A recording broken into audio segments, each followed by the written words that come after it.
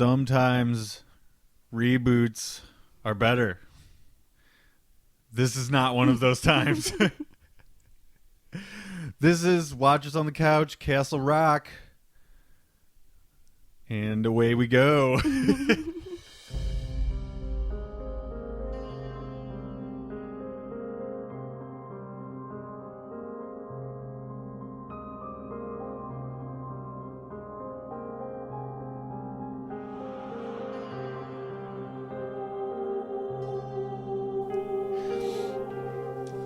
Well, I don't really want to spoil our collective thoughts about this movie right at the top, but I guess I just did. Kind of. So let's save the breakdown and thoughts on that for later, and we'll just sort of tackle that stuff on the end. Mm-hmm. Before that, we're going to do a whole bunch of other stuff. And, well, let's introduce ourselves for new listeners. Yeah. My name is Chris Nays, and I'm here with my co-host, Debby Hodges. And we are here to discuss Pet Sematary, the reboot. I don't think that's the official title, but... and we're going to talk about, of course, Stephen King news, like we usually do. Mm-hmm. And we're going to discuss a whole bunch of trailers that have recently been posted online. There's a lot of stuff coming out. Yeah, they did the upfronts for TV, which is where networks go and kind of show off all their upcoming stuff. Mm-hmm. And it's a bunch of stuff that we're totally into. I know, I'm so excited. So I'm assuming there's a whole bunch of stuff we're also not into, but we're not going to talk about that. And already I have a cat in my face. Yeah, I mean, it's like we turn on the mics and bam, Venom is in our face. Actually, there's a cat. From the second I sat down at this table, Venom was on the table. Uh-huh. So he caused some havoc, knocking over mic stands. He wants to hit you in the face with him. Yeah. So say hello to Venom, everyone. He's already gone. He's in and out, just like that. Let's talk about Stephen King news, though, shall we? We shall. I'll go down my bits of information, and then you also brought some stuff today. So, first of all, Castle Rock Season 2 is in the writing stage right now. So excited. It turns out it's going to be based on Misery and characters therein. And I don't know if you are familiar with that movie and that story. And it's with Kathy Bates. Right. Kathy Bates. And what's his face? I don't remember the actor's name off the top of my head. Very famous actor. I can see his face. Yeah, right. Oh! I'll think of it. It'll come to me. But anyway, one of my favorite stories, definitely one of the best Stephen King movies, no doubt. She won an Oscar for it. Very intense. Absolutely. And Kane? Is it Kane? His name Kane? I don't think so. Khan? Oh, yes, James Caan. Yes. Nailed it. It only took us a couple minutes. The actor that they have, they've announced a few actors for it, but the face that people might recognize from House of Cards, his name is Paul Sparks, and he is cast as Ace Merrill, the town bully.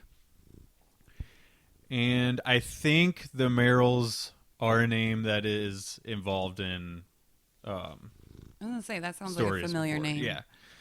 There's a few other ones that I didn't write down, but I'm excited for that story. I think this... I'm excited and sad because I still want the kid. Yeah, see, that's the thing is, like, this is going to be an anthology series, so, like, some people are going to like it more that it is that because they didn't like the first season.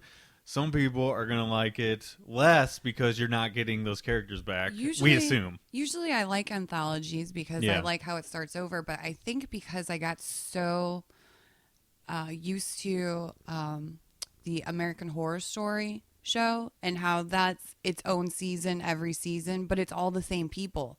So, you know, even though they're playing different characters, like the same actors are back. And that's what I really like about that. And there's definitely I wish it was the same on this because I want all those people back. Yeah, there's definitely positives to that because the watcher still feels familiar. with the material, even though it's new people or that it's new characters. Right? And the Fargo TV show Yeah. does it like Castle Rock does. It's one season and it's one and done. And I think that's why I never watched anything else with them, because I watched the first season. I loved all those people. Oh, man. You should definitely check out the next 2 seasons. There maybe is 4. Anyway, 100% agree. Loved the first season of Fargo, and I continued and watched the rest of them, and they all had great acting. I mean, I'll keep watching Castle Rock. I'm of course. sad still. I'm in sad phase. Well, further information I'm sure will come out, and depending on if we get back together again to do another podcast before season 2 starts, we may catch everybody up on that. When does season 2? They haven't announced a date yet. It could either be the end of this year or next year. Oh, well, we'll get back together before that, because we got to talk about It Chapter 2. Oh, yeah, of course. Because that comes out this year. Right. That'll be out in the summer, I think. I'm asking, I guess. Moving on. AMC is making a pilot script for the book Sleeping Beauties that King did with his son. It's a great book.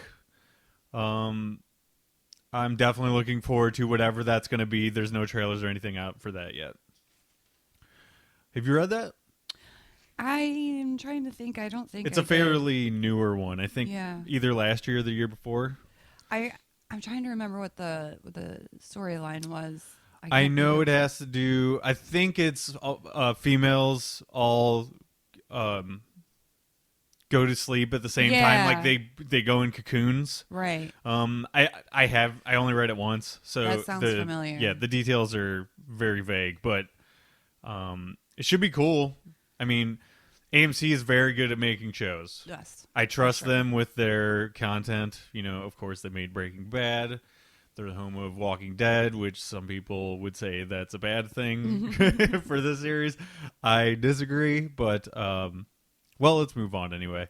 Creepshow is almost finished for the streaming service Shudder, which is a horror streaming service. It's going to be a remake in episode form instead of movie form like the original Creepshow 1 and 2 were. Love those original Creepshows. I know that some insane special effects people are involved. The main guy who does Walking Dead, I think, has done an episode or 2. That should be really cool. So, TV shows, I think, are a lot better for Stephen King. Yeah. You can fit all of the crap in. Yeah, that's like, I don't know. We'll get to talking about a terrible reboot here in a little bit, but like, there's so much more up in the air. You don't know where it's going to go. So like, it's a positive and a negative. You know what I mean? Like, it's fresh, but if they take it in the wrong direction, then it's not as good as the book. Yeah, well, you know, like Castle Rock, they took an idea, you know, or an area. A setting. Yeah, right. And then they went with it. So that plays well. But yeah, it's bad for people who read the books and then... I mean, there's book purists that are just like, I want exactly what that book is. And yeah, like yourself. And I mean, I could take it or leave it. Like, it depends on what it is. You know what I mean? And with movies, I very much like to go in, actually with both movies and shows, I like to go in watching the trailer sort of one time, maybe twice, and then forget about it, and then go in with fresh eyes and ears and not knowing what I'm going to get. We're so opposites on that. I don't know. I like to take in everything I can. Well, then like you are right at home in the age that we're in, because shows will put up like 15 trailers. And I will watch them all. Yeah, and then you're like, well, I already know everything that's going to happen in the show, but I'm still going to watch it. Yep. And then I get pissed when they showed all the cool stuff in the trailers. Yeah, see, that's why I stay away. I can't. I feel like sometimes they ruin stuff that way. Yeah. Which, well, when we get into trailers, maybe one or two of them is like that. Let's see here. Moving on. Clips from Dr. Sleep and It Chapter 2 are being shown for press, and the reception by press is generally positive, so that's a good sign.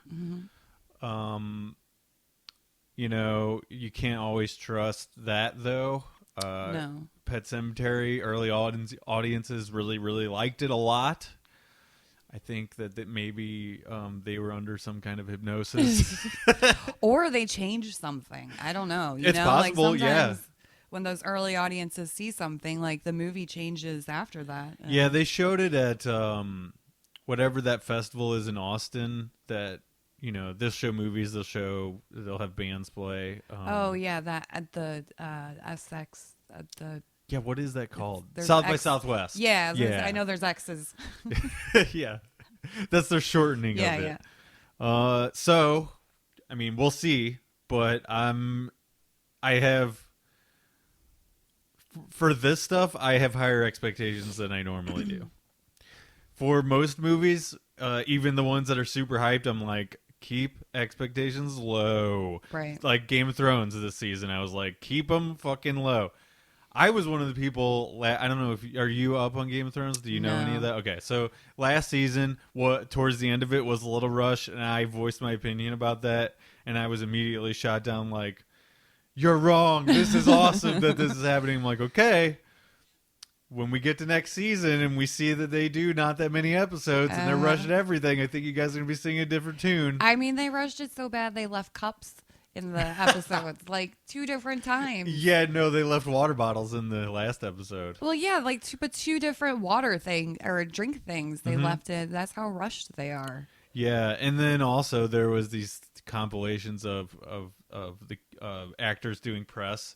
Yeah. And press would ask them like, "What are your thoughts on the season?" They're like, all of them were like, I don't know how to answer that one. Like they were not enthused. Mm-hmm. So I don't know. I mean, I was pretty pleased with the final season. It did feel a little rushed. I think everybody kind of agrees with that. Well, I mean, 6 episodes. I think it was. It's going to be rushed. Was it 6? Yeah.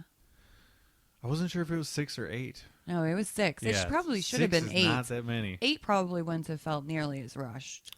Yeah, totally. And then I would be okay with them keeping the episodes as long as they were too, and still add an extra 2, and that would probably leave enough because the episode room. Length fluctuated, right? Yeah, but Between they were like generally there was a couple that were like the regular 50-ish minutes, and then the rest. I might be wrong about that, but most of them were an hour and a half. Yeah. So movie length episodes, which like you're still getting a lot, people out there. So I don't know. Anyway, it'll never be enough though. Right. And then last thing, Stephen King news-wise, I wanted to mention, I think, is Eli Roth's History of Horror was on AMC last October. I think I might have mentioned that when we were talking season 1. Mm-hmm. And now they have a podcast paired with that show that takes those because it's basically based around information gleaned from interviews with different people involved in the horror genre. And Stephen King is one of the episodes, and it's an extended full conversation with him. So on the podcast? Yeah. So they took clips of it for the episode and then mixed them with other people they also interviewed. And then for the podcast, they took the whole thing and posted it. Oh, that's awesome. Recommend that to you as well as listeners. Lots of really cool tidbits of information of Stephen King's thoughts on the horror genre in different areas. Like one is about what I guess I can't remember what they called the episodes, but one is based around slashers is 2 episodes. It's because that's a big sort of chunk of horror in the 80s, right? Yeah, everything. You got your Halloweens, you got your fucking Friday the 13th, I'm Freddy. Yeah, you got all kinds, and then there's a creature episode.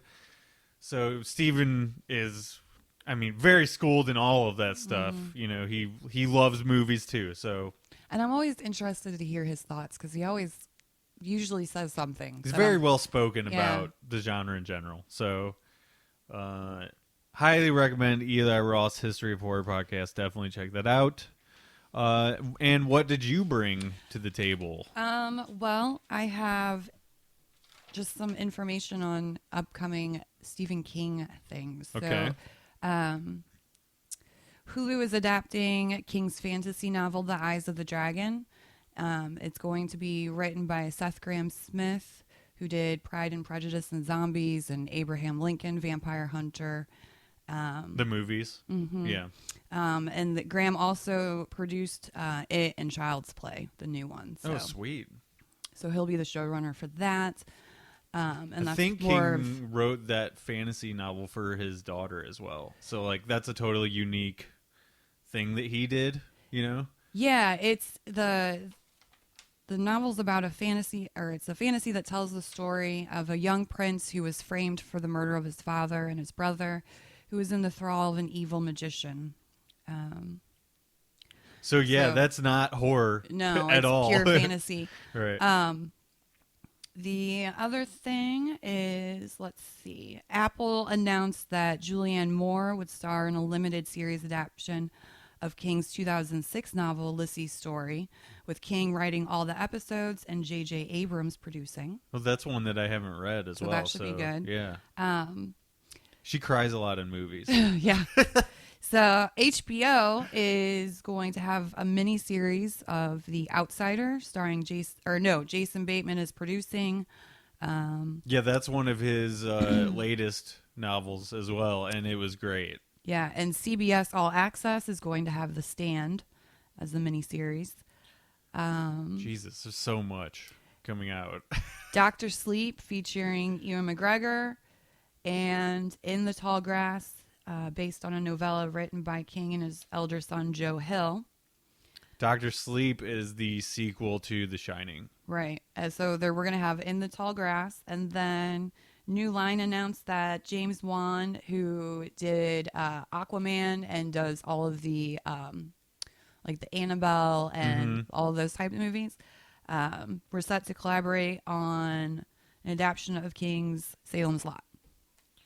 So we're getting a lot of Stephen King. Another Salem's Lot, which there's not that many. I can't even think of off the top of my head like current vampire movies that have come out. Like I have no idea of any of that genre. There really hasn't been for a while now. I don't think so. So that'll be cool. And the old school one from the late 70s, like one of the first adaptations of any Stephen King ever, was really cool. It's like it's a mini series, but they released it as a really, really long movie as well. Yeah. So, and that's like impossible to find on DVD as well. So, well, it seems like all these companies that are coming out with their own streaming services are going to have a Stephen King show. Yeah, everything like is sort of splintering out. Yeah, so I mean, like that's Apple, kind of how things are set up now. Like we used to have 3 movie channels, and you would just watch whenever they came on those, you know, Yeah. and like.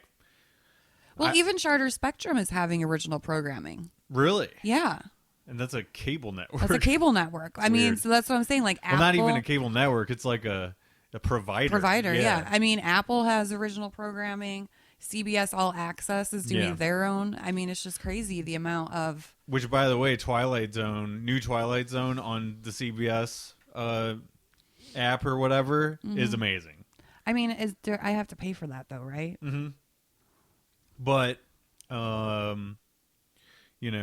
that show is so good. I want you to at least see it once and then, like, maybe buy it and then cancel it right after you watch those. Yeah. Well, I wonder if they do really like a good. free trial. Yeah, they're I want to say there's 8 maybe in the first season or something like that, because I think they've already finished out the first season very recently. But Lindsay and I have watched all of them. And we absolutely love them. They're so in the same vein of the old ones. Yeah, they're just obviously color, but the and with new actors instead of the old actors. But like, they have winks to old episodes, old classic episodes, but they very much stand on their own. And Jordan Peele just knocked it out of the park with those. So highly recommend that to anybody listening. So I guess we can get to the trailer stuff. But I forgot to mention this. We both saw Pokemon Detective Pikachu. We did. We were kind of planning on doing a full episode about it, but I like we're already so backed up and stuff. I feel like we should just talk about it a little bit on here. Okay. So, and I know that's way off of the concept of this show specifically, but well, what were your thoughts on it? I loved it. You went and saw it with your son, right? Yes, and he is not a laugh out loud type of guy. Yeah. He gets that from me. Sure. But while we were watching it, there was this one scene where Pikachu, being voiced by Ryan Reynolds, is singing the Pokemon song while he's walking along the bridge, being really sad. And Dexter was cracking up. And I was just like, finally, something that makes him laugh in a movie. Because he's always so stoic, just like in the zone watching it. Yeah. That was a big laugh moment in the theater for us, too. And I don't know. I thought it was super cute. Yeah. I was happy that Dexter was finally able to see a movie with Ryan Reynolds. Yeah. Because he knows who Deadpool is. He knows all about that. And so we just kept saying it was Deadpool Pikachu for kids. I was going to say, like, so did he recognize the voice? Oh, yeah. Yeah. That's awesome. He was just excited he finally got to see a movie with him. I'm like, this is the only movie probably for a while. Where, like, the interests line up that way. Mm-hmm. Yeah, so... And I thought the computer animation, like all the Pokemon looked amazing. Oh, that's a definite high point of this movie is like all the Pokemon were super detailed. Yeah. You could tell they didn't just like mail it in. You know what I mean? Like they took their time with this. For sure. And it's definitely a rewatchable movie because there's so many Pokemon in each scene that if you watch it even 3 times, you're not seeing them all. Yep. I was going to mention like Pikachu gets wet at one point. Oh my god! And the detail on him, so adorable. Yeah, obviously cute as hell. Yeah, the detail was amazing. I mean, you know, he's shaking off water, and you could see the wetness in his fur. You know, but yeah, like you said, everything looked great. It's a great looking movie. They actually filmed it. Like they didn't. It wasn't all digital. Yeah. So and you know like. So many movies that are all CG just look like crap because it's all digital. You know what I mean? And you're the naked eye can tell that. You know what I mean? Well, you could tell that they were in those locations. Yeah, the backgrounds were very good looking. You know, so that helped it out a lot. Yeah, especially for somebody like me going in. Like, first of all, not like the biggest Pokemon fan in the world. I went because Lindsay like really, really wanted to see it. Yeah, I'm like, okay, I'll definitely check out Pokemon. Like, I like anime. And I sort of watched it a little bit when I was a kid, you know. Played the video game a little bit. But we were probably the only ones in there without kids. Without children. Yeah. We went to a 10:30 show on a Saturday, and it was week 2, I think. 10:30 morning? Yes. Okay. And it was the second showing of the day. But theater was still completely packed. Like when Lindsay bought tickets online, she said that it was like the only 2 seats that were still set together. Right. Well, what was really cute is Dexter had, and I think Nick told him to ask me, but it was just really cute because Dexter asked me the Monday before we saw it because we saw it that Saturday. Yeah. He was like, "Will you buy tickets?" Yeah. And I'm like, okay. But I was glad I did because when I went online to, reserve our seats, there was a lot of seats taken. Yeah, well, that's one thing I really like about Ronnie's now is like you make sure you get seats that are good and not get there and be sitting in the front. You know? You can get there as late as you want. I do have a complaint about the theater, though. This is the only time this has happened. The sound was really weird in our theater. It sounded muffled. Yeah. Like it didn't sound like we were getting the full surround sound. Surround sound, yeah. Like, and we weren't center of the theater either. But I would think the speakers that are close to us, we would be able to hear a little bit louder. Yeah. And they were noticeably quiet. So I don't know if that was a thing for like kids. They tone it down, maybe. I don't know. But it was odd. I don't remember that. I don't usually see kids movies, so I don't know. Yeah. I do want to buy it just so I can see all the bonus features. Oh yeah, I'm sure there's some cool. I'm sure there'll be good stuff. Yeah, Because I just imagine Ryan Reynolds was on set everywhere, just like in a microphone, talking as Pikachu to Justice Smith, you know, like, and interacting. Yeah, and they just digitally animate the mouth movement later. So, you know, they probably just let him go sometimes. Yeah. I was kind of worried that kids would be talking the whole time, but it did not turn out that way at all. It was maybe like the first 10 minutes kids were still talking. And then once they got zoned in on the movie, they're like, you could hear a pin drop, you know what I mean? And then, of course, they're like laughing at the right moments. And when they see Squirtle or they see Charmander or any of the classic ones, they're like, oh my God, it's Charmander. Like, this is the cutest thing ever. It was good. We picked a good kids one to see. You know what I mean? I wouldn't normally ever go really to see a kids movie. Yeah. Unless it was like a family thing or something like that. Of course, Ryan Reynolds was great in it. He's perfect at that character. I don't think I really want to spoil it for people. But no, it was good. Although I'm interested to see how they do a second one, because I know that they've said that they're making a Detective they are. Pikachu it's already too. greenlit. So I'm curious, and I'm sure you are too, since we've seen it, to know how they do that. Probably called PIKACHU or something. Yeah, I would say another mark against it is like comparing it to like Shrek or the Marvel movies, where there are a bunch of jokes that adults would think are really funny that the kids wouldn't necessarily get. Well, they didn't really have that. They really tried to just hit jokes that go across the board. Well, another thing is it was just PG. Yeah. It wasn't even PG-13. Right. I mean, it's the next step up above G. Yeah, that's the right move though. Like, yeah. Although we did hear a hell and a damn. Yeah. And those were the only two curse words. Earmuffs. Yeah. Well, do they consider those curse words though? I don't know. Maybe not for rating. I think you can only use two, and I think Yeah. it's like a list of words you can choose from to put in the movie. And it might be like the intense action sequences and stuff that pushed it to PG, you know? But yeah, no, thoroughly enjoyed it overall. Another thing that happened though is like kids get really like happy with the chair movement. Oh yeah. So that was happening a lot, and Lindsay and I just looked at each other at one point because this kid behind us just kept doing it back and forth. Oh my God, where like, is the parent? What are they doing? Oh my God, no. The parents are obviously there with them, you know, like why aren't they saying anything? Yeah, Dexter learned real quick not to do that. Any further thoughts you want to say about Pikachu, or you want to move on? We can move on. So back to adult-themed things. Let's talk about trailers. Okay. Because there's a lot of crazy trailers. Actually, I just like went on a roll yesterday and the day before when we decided we were going to do this. I'm like, okay, let me really dive in, because I just let these kind of sweep under the rug sometime. And I was like, holy shit, they're posting some as I do this.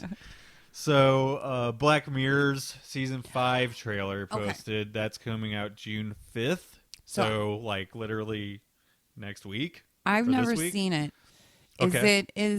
Is it an anthology type series? So every one is its own thing? Well, some of them have things that connect, like certain concepts. But like if I want to watch season 5, you don't have to go back. Okay. So like for instance, there's this electronic. It's a made up thing, but it's an implant sort of thing that they place on their what do you call that? Your temple? Your temple. And it takes over your vision, and you can you're in like a digital world. Okay. Right? So that's a thing that is recurring over a couple of the different seasons, right? So, and they'll use devices like that. You know what I mean? Okay. But besides that, you could just jump in. So, I actually heard yesterday that Miley Cyrus is going to be on an episode, so that's enough reason to watch right there, because who the fuck knows what that's going to be like. She was in the whole trailer. Yeah, right. So I sent you the one that was like teasing all of them, and then as I was sending you that, they're like posting full trailers of each episode. I'm like, holy fuck. So that was only one episode? Yes. Oh. So there's going to be multiple different stories, and that was a lot going on for just one episode. Sure, yeah. I mean, they'll be like an hour long, so, you know, some of them longer. Oh, wow. Some of them have been longer. They did a Christmas special with John Hamm that's particularly worth watching. Well, I know they had the Choose Your Own Adventure episode. Yep. Which, so that did you do that? No. Because I didn't know if I could because I thought they were all connected. Yeah, you can check that out. It's super dark. Huh. Everything in the show is super dark. One of the reasons I like it a lot. So how do the episodes connect? Or do they not connect either? They don't know. It's usually a contained story in each one. Sometimes, so it's almost like Twilight Zone then. Where Yes. It's okay. But sometimes there'll be connective tissue, like I said, with that device. The devices. Yeah. Okay. I just didn't know if they had like a theme that they went with like each season or it's technology. It's based around technology kind of running amok and like taking over our world. Okay. Basically. And in different ways, right? So I don't want to spoil any kind of episode, so Yeah. I want to let you dig into that on your own. No, I mean that makes sense with the Miley Cyrus trailer Sure. I watched. Yeah. That makes sense. So they teased. I think there's going to be 3, but it seemed like there was more than that. Maybe like the trailers are just deliberately confusing because they don't want to give anything away. Are you saying only 3 or 4 episodes? Yeah, for this season. So like, Oh wow, they do the it's such a weird setup. Yeah, they do the British sort of setup for shows. So, like, British shows a lot of times will do 6 episodes, and that's it. You know what I mean? For a season. So And then how long is the wait between seasons? varies. Okay. You know what I mean? They're not as stringent, we'll say. Okay. Because over here, it's either like the standard 10, you know what I Right. mean, or whatever. And then they do one every year, Interesting. So Learning all from kinds the of information. trailers that I saw, one is called Smithereens, and it's about an Uber driver who goes insane over technology. Oh boy. And they give a lot away in the trailer, which I was like, why are you doing this? Next one was I believe is the Miley Cyrus one. And I don't think I was able to watch the full trailer of that. From the other trailer, I knew it was a pop star story of some kind. So Yeah, she plays a pop star. okay. And then And she makes like a little electronic doll robot, like yeah. her. Yeah, it almost reminds me of like an Alexa or something, but it looks like her kind So of. we'll get like an evil robot story probably. It almost seems like she gets trapped in it. Ooh. Yeah, see, that's another thing that well, never mind. I don't want to. Damn it. That's something that happens all the time. Well, it's like People I just said get with the sucked thing. in. Yeah, like I said with the thing that they put on their face, like when you're engulfed in a digital world and shit goes wrong, that's not good. No. So, and then Striking Vipers is the title of another one, and it's about a husband hiding something using that digital device. It seems like it's a double life, maybe. Or it's vipers. Or it's Snakes. Striking Vipers, right? Or it's snakes. Either way, we're scared. Robot snakes. Let's talk Westworld for a second. Season 3, the trailer is up. What did you think? Are you caught up? Yes. Okay. So when I was watching it, I was seeing what's her face? Dolores? Yeah, I was seeing Dolores like in the background shots, but it was never like the front of her face, but it looked like her. Yeah. In a lot of the scenes. Right. Because at first I was like, well, this doesn't have anything to do with Westworld. But then I started realizing, oh, she's going to start using him to do her dirty work. Yeah, and then you get it to ends the end, with, and I was like, oh, I'm right. There's the connective tissue right there. So I'm excited to see what she does now in the real world. What do you think about Aaron Paul, the actor Aaron Paul, who was in Breaking Bad, being in this season? So kind of out of nowhere. I never saw Breaking Bad. Oh, you didn't? No. So it's like you and Tim, and no one else in the world has not seen it. Yeah. So I don't connect him to that. So when I see him, I know that he was in that show. You just know he's quality actor. Yeah. Right. And I was like, oh, okay. We'll see where this goes. Well, take it from me. He's amazing at what he does, and it's insane that he's in Westworld Season 3, and it's only going to make it better. Mm-hmm. I loved the trailer. it didn't give anything away really. It's just it's his very fast. Well, because it's this character we don't know's perspective on his story. You know what I mean? Like his world in the real world, and then I don't know how Westworld could ever give anything away anyway, because they're so like shifty with all of their information. Sure, and now we're going to a whole new area of the story. So how could you? Yeah, but they played it right. Yeah, they're just talking from his perspective. And then you get you get Dolores at the end of it. So, or Wyatt, whichever one you want to call her. Yeah, right. So we're 1 for 2 in trailers that I liked. Because the Black Mirror ones, I'm so scared that they gave away stuff that I'm never gonna watch it until it comes out next week. So, like, I'm scared though for Westworld season 3, just because they didn't show anybody that we knew, you know, except for Dolores / Wyatt. Yeah. So it makes me wonder, like, how much are everybody else in the season? Right. You know? And like, well, who else got out? I don't. Well, that's the thing. And who else got out? Who else is going to be like remade? You know, it looks like she's alone. But she got out with what's her face? That's what I'm saying. It's like she got out with somebody. So like she got out with Thandie Newton's character. But by the time he finds her, you know what I mean? Like there's an obvious time jump that we don't know what's happening, and I'm sure they'll pull that punch. Like, oh my God. Until like halfway through the season, and then they'll tell us what's actually happening. Yeah, they're so good with just keeping you in the dark and then being like, oh yeah, none of this is actually happening right now. Yeah, exactly. We forgot to tell you, this is not present day at all.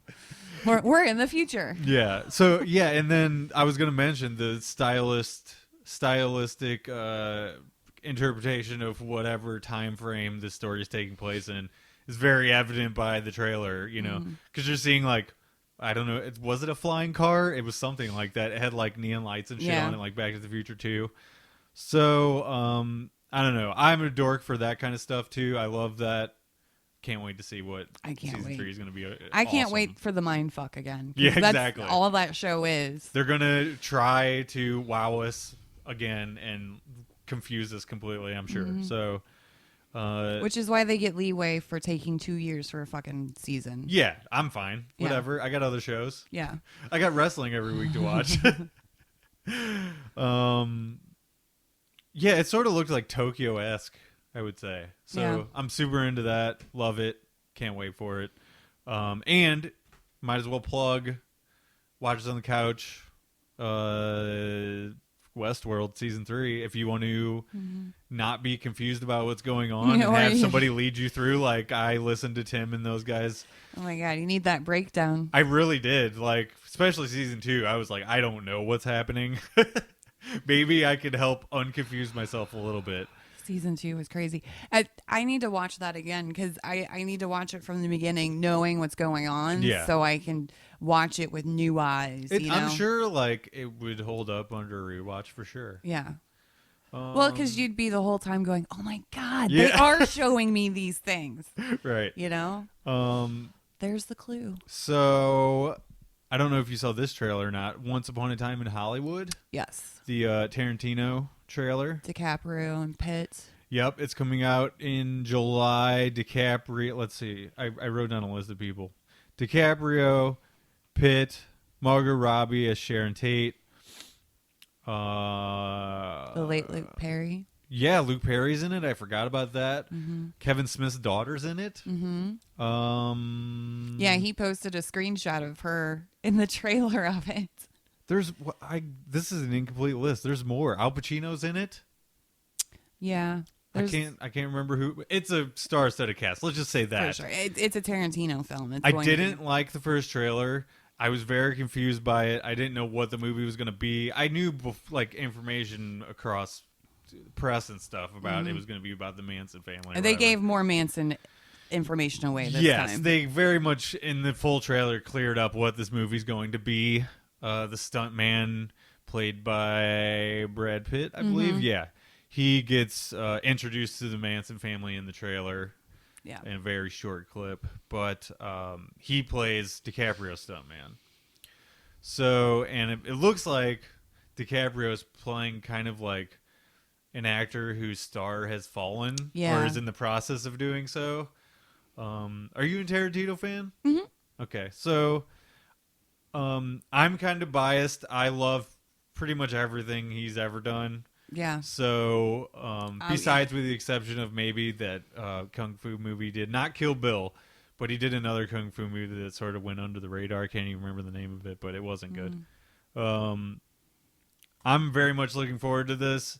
I'm probably not going to watch the trailer again. Like I said, I don't like doing that. I feel like I go in and I just see things that I've already seen. I'm like, well, if I didn't know that was going to happen, then I probably would have liked this a little bit more. Yeah, but his Like, movies are like 3 hours long. Yeah, So. right, yeah. Django. He can't spill everything. Yeah. What's great about Pulp Fiction still to this day is it doesn't feel like it's long. No. Like, the 'cause stories it's broken are, up. Yeah. Yeah. But the stories are so well placed. I just watched that last week, week before. I like watching it. I will never watch it on TV though. It was on one of the movie channels. Oh yeah, well then that's perfect. Yeah. Yeah, I can't do movies on cable though. That's the thing where like the commercials are too much. Yeah. I will say I keep coming into Pulp Fiction at the same time though. Yeah. So I haven't been able to see I never You see missed the first story? Yeah, I never see the first 20 minutes. So I never see the John Travolta and Uma Thurman going to the restaurant. Like I'm always coming in right after Marcel and him shoot the guy in the car on accident. And then they got to go to the house and get the fixer guy. Right. It's always that part I come into and I'm like, God damn it. At least you get to see the Gimp though. Yes. Yes, I do get to see that scene every time. Yeah. Every time. So yeah, we're both excited about that. Yeah. Moving on to the Watchmen trailer. They're rebooting this apparently. On HBO? Yeah, it's going to be out in fall of 2020. Seems to be a totally revamped approach to I'm excited. the story. You are excited for this. I am tentatively excited. I really liked the movie version of it. I think we actually saw that together. Yeah. I'm excited to see all the different Rorschachs because they were showing. So it looks like from the trailer, it's like a gang of Rorschachs. Yeah. But what I'm thinking is those are the superheroes hiding their identities. But they come across in the trailer as vigilantes of some kind, or maybe robbers or something like that. And then the police are also in these yellow masks that are really cool. They cover from the eyes down, right? Why I'm tentative about it is totally rebooting something that's so beloved by comic book fans in general who are kind of fickle sometimes. It's not always a great sign. This movie or this show better bring it on the music. Yeah, totally. I mean, because the movie had an amazing soundtrack. Oh yeah, and the comic book is so super beloved. I mean, it's amazing comic book, graphic novel. They were able to contain this huge world of characters in 12 issues of comics, and to this day, as far as I'm concerned, not that many comics match it in quality. So we will see what they do with this. It's kind of a short trailer too. So they'll probably put up a full length at some point, and then we'll get a better idea of what it actually is. You know. And then we get Don Johnson at the end of it, which was weird. It's always weird when he just shows up. Yeah. It's like you're still working. Oh. Yeah, exactly. He's been in. I think he was in a Tarantino thing. Or maybe it was Robert Rodriguez or something. I don't remember. But anyway, let's move on. Stranger Things season 3. Let's see. Before I wrote this down, I wasn't able to go back and watch the full trailer again before we do this. But I did watch a short trailer they posted yesterday that I mentioned to you where the asshole from season 2 is a lifeguard now, so apparently he's coming back. A hunky lifeguard. Yeah, right. And all these middle-aged women They are call them cougars. staring at yeah, they call them cougars. And he compliments one, and she's particularly randy about him. Yeah. Yeah. So he gets do you the agree with juices them? flowing on those ladies. No, I don't like the hair at all. You don't like the 80s hair? No. Well, come on. I mean, No. it doesn't do it for you. No. So say you were born in the 70s and you were a teenager in the 80s. I'm sure I would have got very. Oh, What's our rating on here? Like, Triple X. No, we can curse. We can say whatever we want. well, I almost said, Horny? Well, I wasn't gonna say horny. I was gonna say wet. Oh, yeah. See, that's worse. But yeah. Well, actually, you can say wet. At first I was gonna say moist, and then I was like, oh. Well, I don't know if you want to say that. I did already. See, wet, it's still kind of sexy. Yeah. When you get to moist, it's like, you picture things that you don't want to be picturing, right? Cake, right? Cake. Yeah, or like, I don't know, like, let's just stop. No, but the trailer's funny. Mm-hmm. Obviously, they're taking the creatures to even, deeper, darker places, right?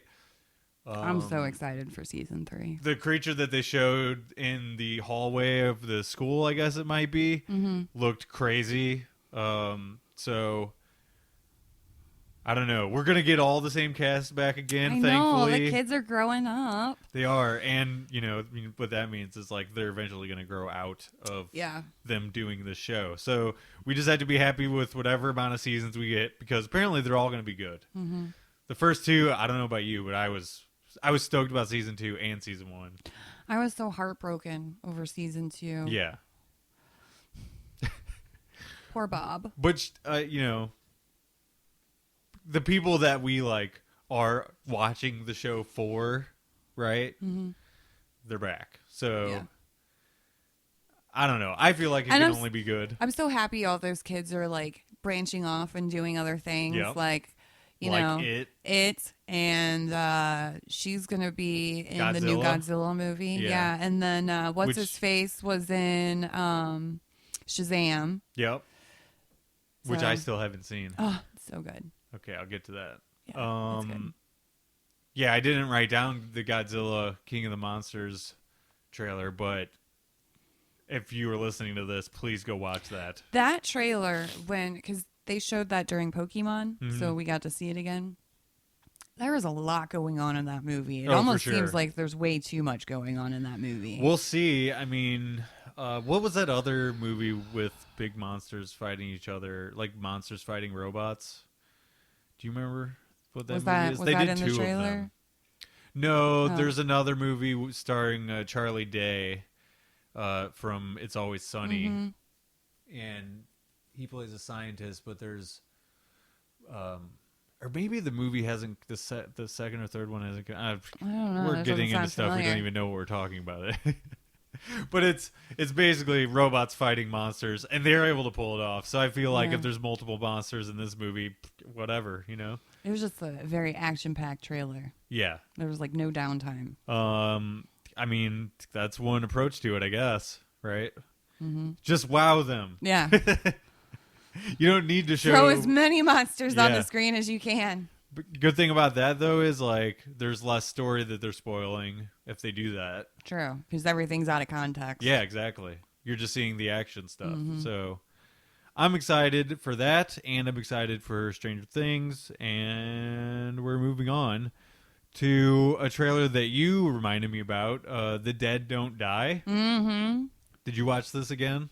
Yeah. I love that trailer. So this is another one that's star-studded, but it's kind of off the beaten path actors that you wouldn't expect to be in a movie together. I love Adam Driver. Yeah, Adam Driver's great. He has such a good sense of humor. I actually, outside of the Star Wars, I haven't seen many of the movies he's done. I know he did a bank robbery movie, right? I can't remember what it was called. I don't know. It came out this year. Yeah. It was with Channing Tatum. Right. Oh my god, that movie's amazing. Okay, we did watch that. Yeah, it's super funny. Oh my god, it's so funny. So I heard good things. Yeah, so, it's really good. Adam Driver, Bill Murray is in this. We should mention this is a zombie movie with a sense of humor. So that's a thing that goes way back in the zombie genre. To the earliest zombie movies, they always have sort of a sense of humor to them. They don't take themselves seriously, right? Yeah. Except for the very first one, Night of the Living Dead. They're coming to get you, Barbara. Yeah. And then, oh shit, who's the director of a bunch of those? Romero. All of his movies, they never take themselves too seriously. No, especially as they went along. It was, right. Yeah.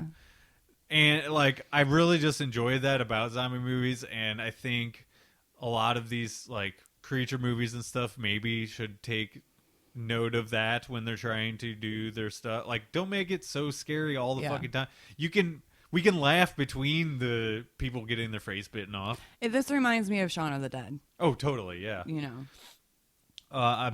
In fact, I wouldn't be surprised if they like have some kind of nod to that movie in this one.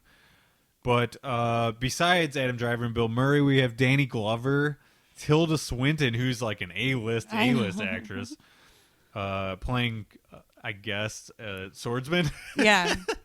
She's got a weird samurai. Role. She has a weird role in that movie. Steve Buscemi's in this. Rosie Perez out of nowhere. Where the fuck has she been? She did Pineapple Express. Oh yeah, that's right. But that was like 10 years ago. It wasn't 10 years ago. I bet it was. You want to look it up? There's no way. Do you think it came out in 2009? I think it's close to that, if not that. Iggy Pop is in this movie. The RZA is in this movie. Selena Gomez. 2008. Oh, I was real close. Damn. Isn't that crazy? Seth Rogen's been around for a while. Oh my god. And Tom Waits is in this movie. It's just really weird. It's a weird cast. And I'm sure there's more that they haven't even mentioned, right? Yeah, it's a hodgepodge of people. And from the trailer, we get a ton of jokes thrown at us, and we get a nice sense of what this movie's going to be, the kind of sense of humor it's going to have. Yeah. And god damn it, I love Bill Murray so much. He picks these really interesting, which by the way, I'm sure you know this, but he's going to be in Zombieland 2 again, I think. As a real zombie? Well, okay. Maybe I spoke out of turn. I don't know for certain that he's going to be in it, but like, why? It's a zombie movie. He was in the first one. Why wouldn't he be? Maybe I'm just guessing. They killed he's him. Be in it. Okay, I know, but it's a zombie movie, so he comes back as a real zombie, and they make him a pet. That'd be cool. Actually, wait. Did they let him come back as a zombie and then kill him? No, the again, no. Or did they bury him? Because if they kill him, because that's how it went. He surprised. He surprised what's his face, and then they killed him, not knowing that he wasn't a zombie. Right? He was acting like a zombie. That's why I was confused. Yeah. Okay, so I don't remember what they did with his body. It felt like they dumped it somewhere. They rolled it up, and they like threw it over the ledge of the house. I don't remember. That movie deserves a rewatch. We're gonna have to do that, but I could see him coming back. Is all I'm trying to say. Yeah. This movie though, Dead Don't Die, is gonna be awesome. There's no way I'm not seeing it in the theater if it's anywhere near us. So that is happening. Yeah, any trailers that you can think of you would like to mention? No. Oh, two things. I didn't get to watch the trailer for the final season of Orange is the New Black, but that is a great show. I don't know if you're familiar at all, but women's prison show that is very lighthearted. Nick used but to watch also it. super dramatic. So, very cool. I'm excited to see what they're gonna try to wrap that that concept up somehow, which I don't know how you can. They're all in prison, and they continue to stay in prison. Right. Some of them I'm sure will. Yeah. Anyway, well, the main character Piper, she got out, right? I believe last season she did. Yes. Yeah, because she wrote the book Orange is the New Black. Yeah, so that's the thing. Like, I read the book too. They definitely went off the map of that. Like, Yeah. they didn't really follow the book. Well, she wasn't in jail that long, was she? A few years, I think. Yeah. So depends on what you mean by very long, because that's long to me. Well, I mean, but in the storyline or on the show, she was in there longer, right? Yeah, and especially since like it was 4 or 5 seasons or something like that before she got out. So that's like 5 years in people life. Yeah. And then the other thing, and maybe the thing I'm most excited about, is, well, first of all, we didn't mention Star Wars. Obviously, everybody knows there's a new Star Wars movie coming. Oh, yeah. And besides that, though, new Rick and Morty is happening. I don't know if you watch that show at all. Mm-mm. You and Nick would love that show. We come into it because I'll turn on the TV and it'll be on the channel that we were watching. Yeah. And I'm so confused. Well, you got to watch it. You got to see some of the first episodes to really understand what the concept is. Yeah. Like, they lay it all out in the earliest episodes, and then from there, you understand what is happening. Because every episode, he takes him on some kind of journey, right? Mm-hmm. And it's batshit crazy. And they go to some of the... What's great is it's an open canvas kind of show, right? First of all, it's animated, so they can do whatever the fuck they want. But because of what the concept is, like he's using it to go to alternate dimensions and stuff, it can be literally anything they want. And then it can play on itself, and it can play with stuff that's in the real world. Mm-hmm. You know what I mean? So all of that makes it super interesting, and you never know what's going to happen on any... Like, there are through lines. There are sort of things that, like... Go through. Yeah, like, it'll start with an event happening, and then an arc is what they call that. In the middle of the season, they'll revisit some kind of evil villain or whatever, and then he'll disappear again for a while, and then he'll come back at the season finale. Yeah. But the first couple of seasons were fairly short, and they're coming back after it kind of caught and wildfire spread everywhere. What channel had it been on? It's on Adult Swim. Is that where it was originally? I believe so. And then what? It got a cult following after it got canceled, or? It didn't get canceled. It just takes a long time for them to make stuff. To animate it? Yeah. And I believe they ordered like 45 episodes. Oh, shit. So that is why they're... That's a tall order. Yeah. So you're talking 45 different stories, right? Yeah. So that's why it's taking them a while for them to get back to it. But... they teased that it's coming back in November. I saw the teaser for it. Yeah. So, super excited for that. Cool. Yeah. And you guys, that is of utmost importance. You got to get watch current on Rick and Morty. Okay. So, we're an hour in. Do you need to take a break before we go through Pet Sematary, or are you okay? Yeah, let's take a 5-minute smoke break. We will do that. Pew! Pew! Yeah. Testing? Testing, and we're back. And we're back. Let's talk about the reboot of Pet Sematary, shall we? Okay. If we must.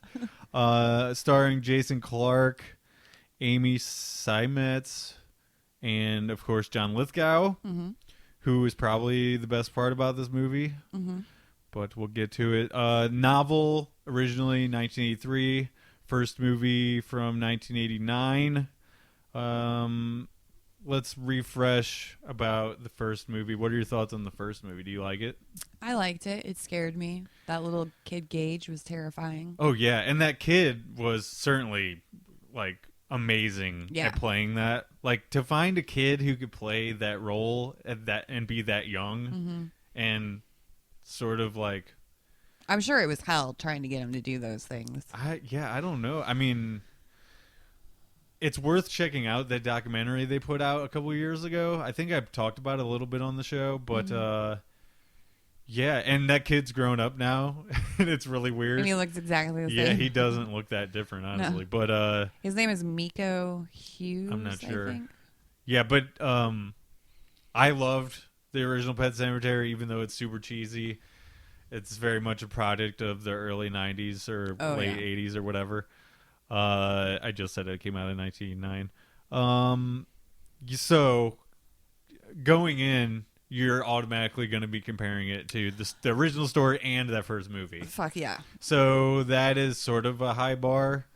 And I tried to not let that color my criticism. Well, and then, like, the guy who made the movie was saying that, we made it scarier and scarier and scarier, so they were setting up an expectation, too, of it just being super scary. Right. They hyped it a lot. And like we said earlier, they showed it at South by Southwest, and everybody said they loved it. So it was like, okay, well, maybe we're going to like this and be surprised. Maybe it'll be like it, and it's going to be amazing. Yeah, it certainly did not make as much money as it, not even close. No.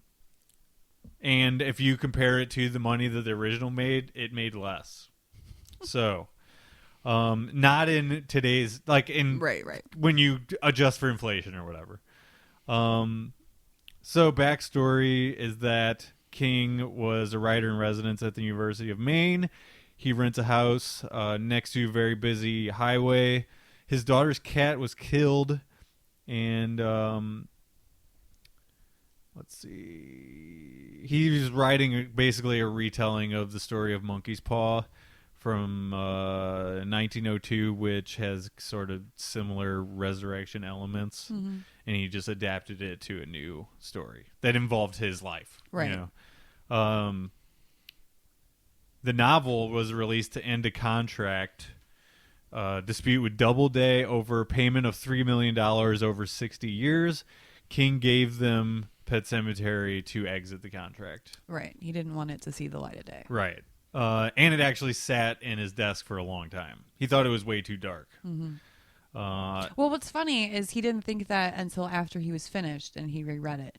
Right. It's like, how did you not see it was going that way? I don't know. And then like with the kid death and all that stuff, it's like, I don't know. Yeah, he maybe thought it was even too much for him, right? Yeah. So, and his fans. So,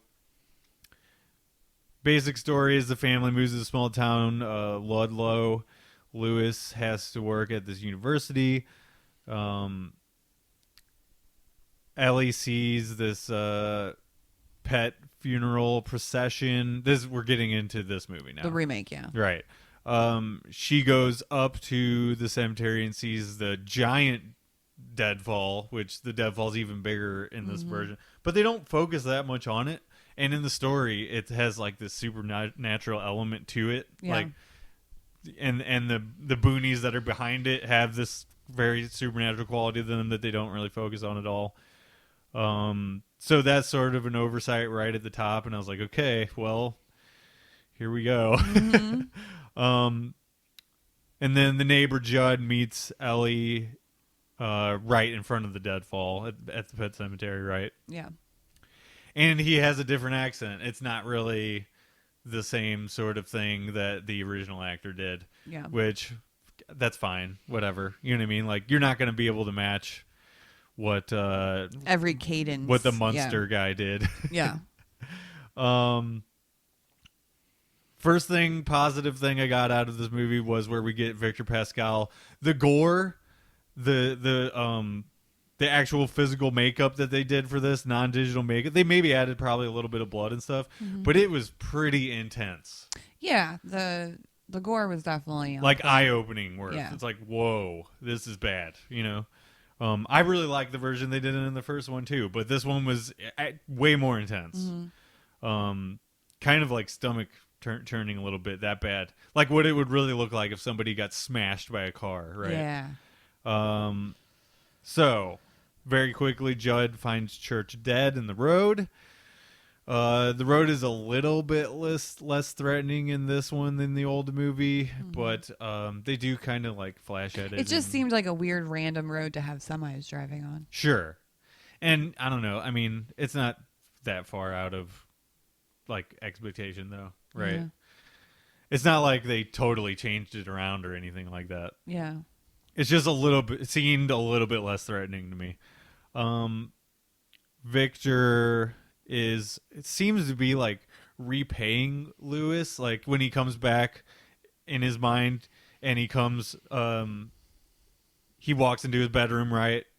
And he's like telling him to come and follow him. He's gonna and the way they played out is like he's paying him back for helping him on the doctor's table. What's weird though is I felt like in the original they did such a good job of explaining why he's seeing, like, I don't know, it just felt really rushed. And like why is the dad seeing a ghost and why is the mom hearing her sister's voice? Like it wasn't enough explanation. Yeah, and that goes back to the Pet Sematary thing. They don't really establish that it is threatening in a kind of supernatural way. It's like they glossed over. Yeah. Like they so didn't we have just enough time. get to him taking him into the woods, and it's like, well, why are we going into the woods? Yeah, I would have liked to have seen less of the kids wearing a mask marching into the woods, having a weird parade, right, and got more backstory on things.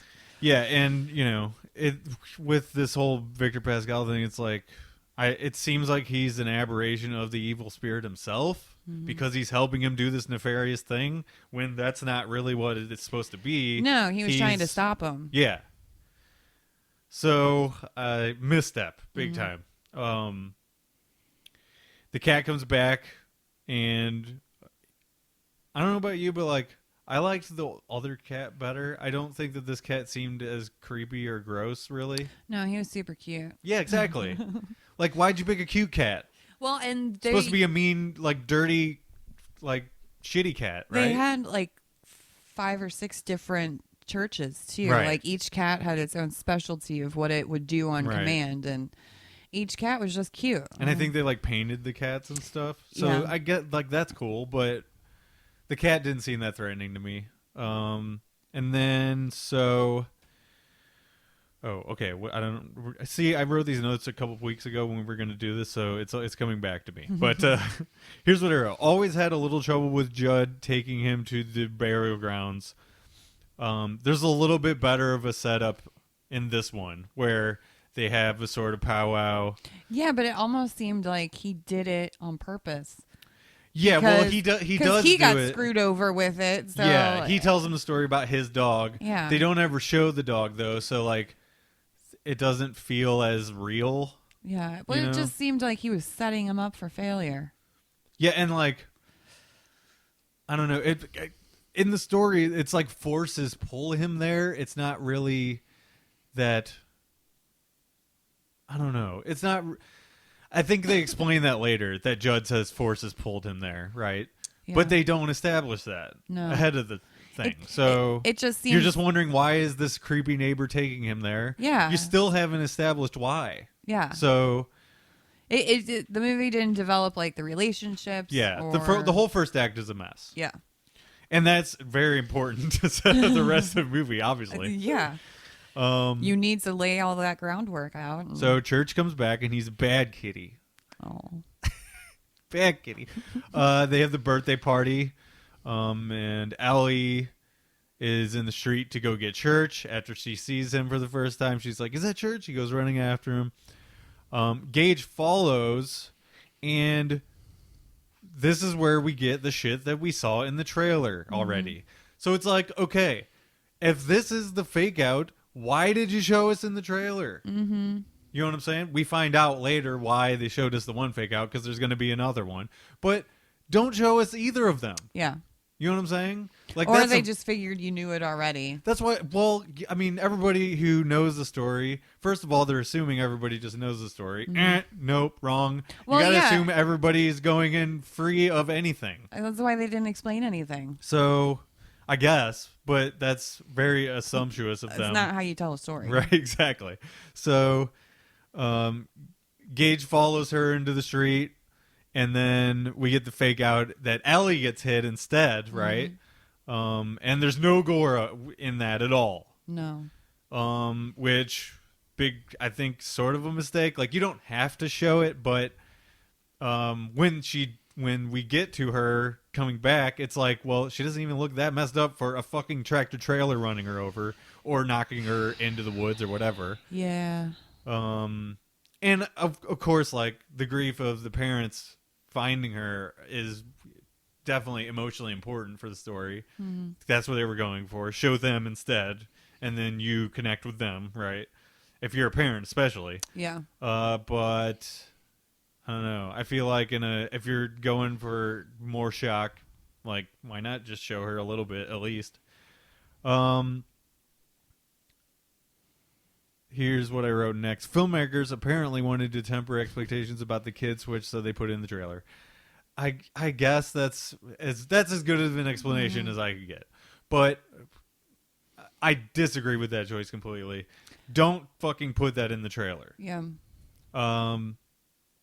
And I was okay with the kid switch. I understand it's hard to get a 3-year-old to do things, and it's easier to get like the 12-year-old to do it. Yeah, and with the switch itself, I'm okay with. I like a new approach. Mm-hmm. As long as it goes somewhere interesting after that, I'm fine with it. You know what I mean? And you already did the other one, so why just redo it beat for beat? That doesn't make sense. You know what I mean? Especially if you're wanting to surprise people who have already know the story. Mm-hmm. But again, we're not surprised because we already know this is going to happen because we saw the fucking trailer. Well, yeah, and they gave all that information away to begin with. Yeah. So it was like we all went into it knowing that the little boy was not the one dying. So then we go to the funeral, and another change and misstep for me is that Rachel's parents are not involved. We don't have any idea who her parents are really. And in the main story, they pushed that relationship between Lewis and her parents being acrimonious, right? Like they don't like him. Yeah. He kind of doesn't like them. Well, and her parents were terrible. Yeah, they were awful. And, with the whole Zelda backstory, not the video game. The sister. The sister, they could have established a lot more of that earlier. They established nothing. Exactly. And then all of a sudden she just had So this we're in the sister. second act, yeah, and we're getting all this extra information out of nowhere. Yeah. Although I will say that they did a really good job of making the sister look Yes. So when we get to super that, bad looking. When we get to that, they did a fine job with that stuff. There's just no plot line to go with it. But yeah, so there's more focus on Rachel and her trauma, and not really like everything that it encompasses. And then of course we get there, we see the sister stuff, but it's kind of late in the movie for it. So here's my question: how long was the running time with the original Pet Sematary? I believe it's sort of standard movie length, like hour and a half. Which is what we got with this. So how is it that the original was able to get all this information? Like, what did they not... They stuck closer to the book. Like, what did they show us too much of in this new one that we didn't get all the extra goodies? Well, they kind of stick around Lewis a lot. Yeah, I don't know. I feel like they just had longer scenes of what we already, you know what I mean? Like all of the scenes that sort of were the same, they just extended a little bit, I guess. I didn't really think about it until you asked that. So yeah, I've been thinking about that because I'm like, well, am I going to have to rewatch it now just so I can be like, well, what did they fuck up on? I would say the first Pet Sematary is definitely worth a rewatch, but this one, I don't know, maybe to just really understand more of what they were going for, I guess. Yeah. So with Rachel and her sister, we get a lot of flashback stuff with them too, and they show the dumbwaiter thing, which I think is a new thing. I don't remember that, but I might be wrong. It might be in the book. There's some really scary physical body effects that, like we mentioned, are awesome. And then Judd and Lewis have a drink while Rachel leaves town with the son, right? Gage. With Gage. Judd tries to convince Lewis that what he's thinking about doing, he should not be thinking about doing. Which is resurrecting the girl. Right. And Lewis gives Judd the Cosby treatment. He knocks him out, and in the book, the wife is sick and sort of getting worse, and Judd asks Lewis to look over her. Mm-hmm. So there's more of a like Judd's wife. I mean, and Judd's wife is not even in this; she's already dead. But we get a more close relationship with them, right?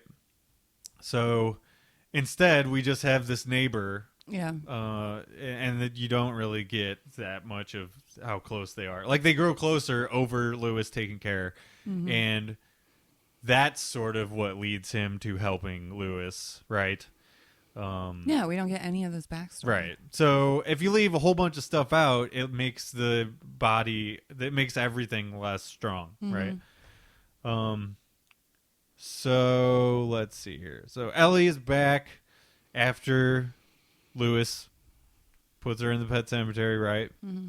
Or in the Indian burial ground, I should say. And she's pretty messed up. She's got a droopy eye. She seems to know everything about what's happening now. Yeah. So now we get the supernatural element because she is apparently wise beyond, She's possessed now by whatever spirit. And let's see. Rachel comes back to town with Gage. Ellie says it's Judd gets a call from Rachel while she's on her way back, and goes and asks if Lewis is okay. Judd knows that he did it, right? But he sort of shuts the door on him, and that Ellie is already back by this point, right? We get this really creepy scene where they're laying down in bed together before Rachel comes back. Rachel comes back and sees that she is back, right? And is obviously not okay with this. Right. She's totally freaked out. She's like flipping. She's going completely insane, right? Ellie is, we're not giving you much details on her, but she basically just says about her mom, it's okay. I don't want her here either. Like, yeah, she's evil too. Like Rachel said, she doesn't want Ellie here. Yeah. Ellie doesn't want her here. And before that, she like gets up out of bed before Lewis does, and she's like dancing in the. Yeah, it's all very weird. It's pretty freaky. Which, like, her as an actress, she did okay with the role she was given. Like, I feel like she did okay being a creepy weirdo. She has a face for it, and like, there's no. I'm not downing her acting ability whatsoever. It's just the way everything has played out so far, it makes this sort of less strong. Yeah, it's all very choppy. Right. So then Ellie goes over to Judd's because Judd sees her in the window, right? And slices the Achilles tendon. Well, we think that she's under the bed, though. I did like that freak out. Exactly, yeah. Because that's a callback Yeah. to the old, setup of how that And happened. I was waiting for the Achilles thing because that's my least favorite. I hate that. Yeah. Oh, my God. It gives me the heebie-jeebies. Yeah. So we get the fake out under the bed. And then Lithgow is a total badass in this section. And he has some awesome lines against her, right? Yeah. So I like that. I like that Lithgow got his stuff in. You know what I mean? Venom is back. May or may not be purring into the microphone. He's against it, literally. So, so Lewis leaves to go to Judd's to stop Ellie. Ellie attacks Rachel while Lewis is across the street. So we kind of had this like Scooby-Doo thing where she's going here, he's going there, that kind of thing. Gage is dropped outside the window to Lewis, which is a total fucking crazy thing. Yeah. It's like, what are you doing? But I guess like you got to save the kid, right? Yeah, save the baby. Ellie attacks her, but doesn't kill her, I don't think. And then Ellie knocks out Lewis with a shovel, right? Is that what happens? I don't remember. Oh, no. Okay, so Ellie eventually does kill Rachel. Ellie knocks out Lewis with a shovel in the pet cemetery. Ellie drags Rachel's body to the pet cemetery. Does it? Yeah. Lewis finds Ellie in the pet cemetery, tries to kill her, dead Rachel impales Lewis. So we're just getting all kinds of The crazy. whole family is now dead. Yeah, so Lewis gets dragged and buried like the rest of the family. All three Come staggering back, home. And find Gage in the car where Lewis put Gage, right? Yeah. And And now we just have a family of zombies. And you hear the car get unlocked, and that's pretty much how the movie ends. We have a family of zombies. Like, what the fuck? Exactly. Like, what the fuck? Why? Why did it end this way? I don't know. Why? I don't understand it. Like, what happens now? Yeah, exactly. I mean, of course, they leave it as a cliffhanger ending with everybody. And why would they do that? Family. Are they planning on doing a second one? Well, nobody's left. Like Nobody's even, no other neighbors are around that we can tell. So what are they going to do? I don't know. They're just going to live in the fucking house? Yeah. What the fuck? Like, what is happening? So, and then also, because nobody else is around, where are these kids coming from to parade in the woods to have a pet? Like, what? So they're just going to hang out in the woods and kill kids? Yeah. So initially, for when I saw this movie, I kind of just rolled with it, and I was like, okay, wherever they're gonna go, just go wherever. When they got to the finish line, and they did this. I was like, okay, no, what? I am not rolling with this. I'm not okay with this. It's not because it's different than the book. It's not because it's different than the first movie. Like we said, I'm generally okay with it. They're gonna change some stuff. Mm-hmm. If you just kill off every person and then everybody's a zombie, what's the point of that? I don't know. Yeah, you leave nothing to be connected to. Like, everything is unreal at the end. Then you don't connect with anybody. Like, you don't even connect with Gage. He's a little kid in a car. They're obviously going to kill him too if everybody else is dead. So your imagination can't even take you much further beyond it. What are they going to do? Like, if you make an ending that is dark, I understand that. Like, I understand a Twilight Zone ending. But when it's to a story like this, Pet Sematary is a dark story across the board. But at the end, it didn't need this. No. It just felt like they were like, how can we make it even crazier? Yeah. Push the envelope. Oh, we'll just kill everyone. Yeah. And like like I said, I understand a dark ending, but if it doesn't serve the story and it doesn't make everything better, you know what I mean? Okay, so in The Mist, they changed that ending from Stephen King's, and Stephen King in the book, they all survive. Right. In the movie, the dad, they have enough bullets to shoot them all, and he has to shoot his son, and then he's the last one left, and there's no bullets left for him. And then you see that there actually are survivors. Yeah, and then like the mist clears and everybody's okay, and you think, oh my God, had he waited 30 seconds, all of the people in the car with him would still be alive. Like, that was a legit change, right, for the better. And it's an extra twist on the end that makes it okay that happened, because there is hope. Yeah. After that, may not have gotten out with all the characters you wanted, but you get out with something, right? We get out with nothing. Here. Not even the cat survived. So, I think suffice to say, we didn't enjoy this and don't recommend it. Well, the whole time I was thinking, where are they going with this? Where are they going with this? And then they went there with it, and I thought, well... That's not what I wanted. No. Yeah. So... I wouldn't call it a waste of, my life, a waste of 2 hours or whatever that I'll never get back, but it definitely was a disappointment. Totally. And... even upon first watch, like I said, and I'm rolling with stuff, I was like, okay, well, the rest of this has sort of been, like, decently okay. Some of the choices are weird, sure. But, like, if they get to the finish line with something that's also decent, I'll go out being like, whatever, Yeah. Not going to do that with this. This finish line is not up to par. No. And I believe that affected the overall reception. Well, yeah, because everybody got out of there and told people, like, don't see that fucking movie. Yeah, like, if you're a fan, weird. you're probably not going to like this that much. I mean, you don't have to do a dead to real scene by scene thing of the ending of the original one where they're in the kitchen and the wife comes back and she murders the dad. You know, like you don't have to do scene by scene of that, but you could have had the wife come back, the dad be like, "Oh my God, what have I done?" You know. Yeah, or maybe like Judd survives. Yeah. And he shows up and takes care of all them and then takes Gay. See, I didn't even have to think about that. I didn't think about that before I came here to do this with you.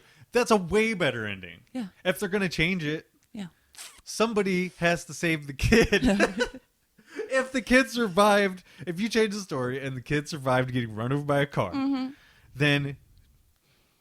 Well, that was what was so heartbreaking about the original, is that this poor little girl in the first one is now an orphan who has no brother, no cat, no mom, no dad. Like, you just felt so bad for her because, you know, she didn't have any control over any of this craziness that just happened to her. And that was what was so like, oh, man. Like, yeah, see, and that's what we're talking about. You connected with her story. Yeah. But there was none of that in this because everybody dies. If we just go to zombie world, and nobody knows what it's like to be a zombie, and you can't connect with any of those people, then why do I care? I didn't. Yeah, I didn't either. So that is going to wrap up our review of Pet Sematary and a whole bunch of trailers and Pokemon Go, or Pokemon Detective Pikachu, until we get Detective Pikachu. And I'm super excited for It Chapter 2. Yeah, so that'll be... Which they're saying is going to be bloodier than the first one. The trailer's really good. Trailer's super good. You know, Bill Hader. I just watched the season finale of season 2 of Barry. Super in love with that show. I love him. I love all his interviews. He cracks himself up. Yeah, totally. Well, he's been all over every Late Show lately too. Like, yeah. I just love how he makes himself giggle. Yeah. And then he giggles harder. Yeah. So we can only hope for better than this movie. Oh my God. It'll be, let's hope it's up to par with the first one. Well, that's going to be hard because we're going to be comparing it to the first one the entire time now. Yeah. But it's a whole different story. And this is what we talked about. Again, we talked about this on a previous episode. You could check out the It mini-series review that we did, where we talked about how the differences between the book and the way that plays out and the movies and the way that they play out is that they don't tell it in a linear fashion in the book, or Stephen King doesn't. So, and because of the necessity of telling a story visually, they have to split the stories in two and not tell them back to back, switching, you know. So I don't know what that's going to do to this story, if it's going to end up weakening it, but I'm, again, tentatively positive about I'm excited. Chapter 2. I'm excited to see the kids again in flashbacks. Oh, yeah, totally. Yeah, there's no way that we can wait a long time to do that one. We waited a while to do this because it is less important because we both didn't like it. No. But, yeah, so we'll return to do that. And, you know, if other stuff comes up that necessitates us catching back up with all of you wonderful listeners out there, then we will do that. Anything else on the end of this that you want to say? All right. Then see you next time, everybody. Bye. Bye. Bye. Bye. Bye.